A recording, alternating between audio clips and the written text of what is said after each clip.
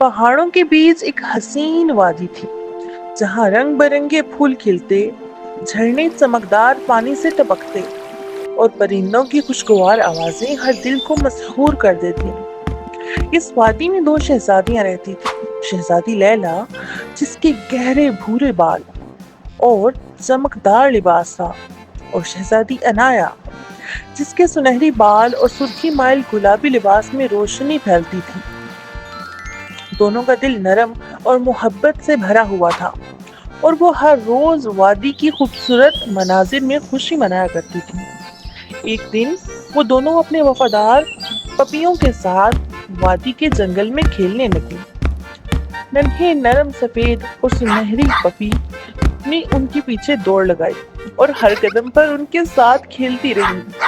अचानक वो एक कदीम पुरनूर लाइब्रेरी तक पहुंची, जहां हर शेल्फ पर जादुई किताबें रखी थी जो नरम रोशनी से चमक रही थी।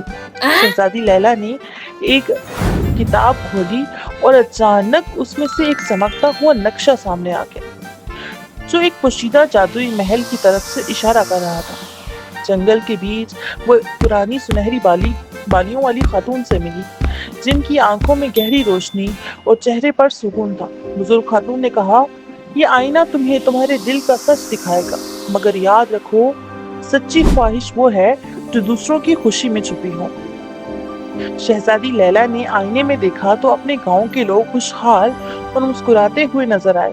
शहजादी इनाया ने देखा कि वो अपने दोस्तों और पपियों के साथ खूबसूरत बाग में खुश है। दोनों की आंखों में खुशी के आंसू आ गए। फिर दोनों शहजादियां आईना और नक्शा लेकर एक जादुई सफर पर निकली।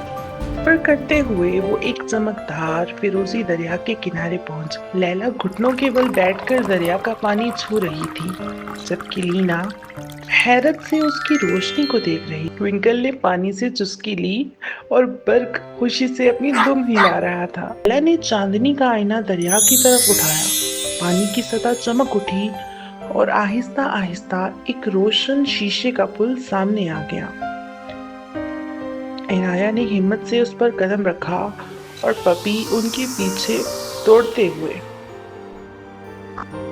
दोनों शहजादियां एक दूसरे का हाथ थामकर रंग बिरंगे फूलों के मैदान से गुजरी। हवा में पत्तियों का रक्स हो रहा था और पपी उनके पीछे खुशी से दौड़ रहे थे। सूरज की गर्म रोशनी उन पर नरम सा जादू कर रही थी। खुले मैदान में अचानक एक सौदागर दरख्त के पीछे से नमूदार हुआ। उसकी आंखों में एक अजीब सी चमक थी। पपी ने आहिस्ता आहिस्ता गराना शुरू किया। सौदागर ने चमकते सिक्कों की थैली लैला की तरफ बढ़ाई, मगर लैला ने आईना अपने सीने से लगा लिया और इनाया ने सर हिलाकर इनकार कर दिया। पपी दोनों के करीब खड़े हो गए। अचानक उन दोनों को नीचे से रस्सी का जाल उठा और वो जमीन से ऊपर लटक गई। आईना नीचे घास पर गिर गया।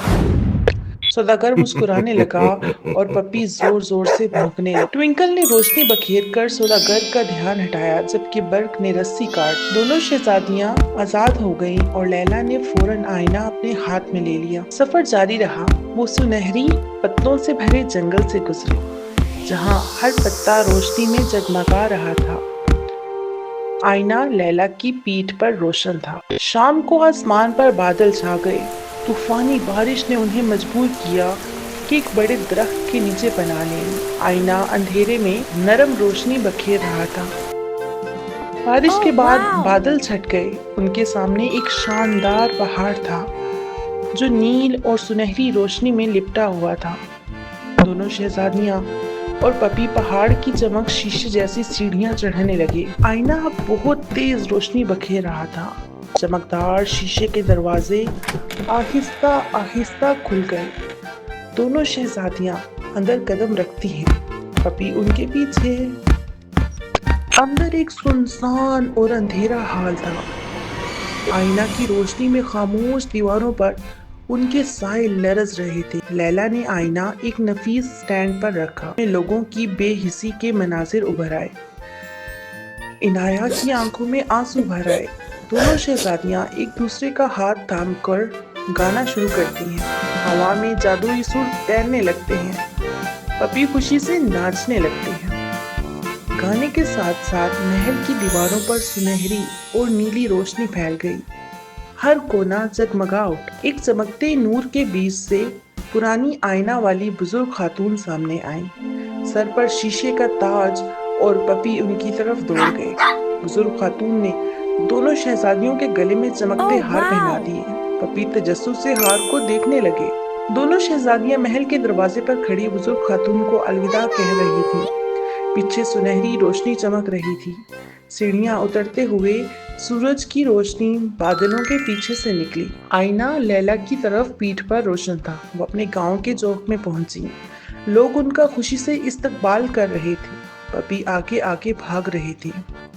लैला ने गांव के बीच में आईना उठाया। सुनहरी रोशनी सबके चेहरों को जगमगा गई। इनाया ने ट्विंकल को गोद में उठाया हुआ था, जबकि बर्क बच्चों के साथ खेल रहा था। शाम ढलने पर दोनों शहजादियां महल की बालकोनी में बैठी सूरज को आहिस्ता आहिस्ता डूबते देख रही थीं। पपी उनके पास सुकून से लेटे हुए। दूर से महल शाम की रोशनी में चमक रहा था। मान में जादुई चमकदार जर्रात तैर रहे थे। सुनहरी चमक के साथ लिखा उभरा शीशे का नूर महल।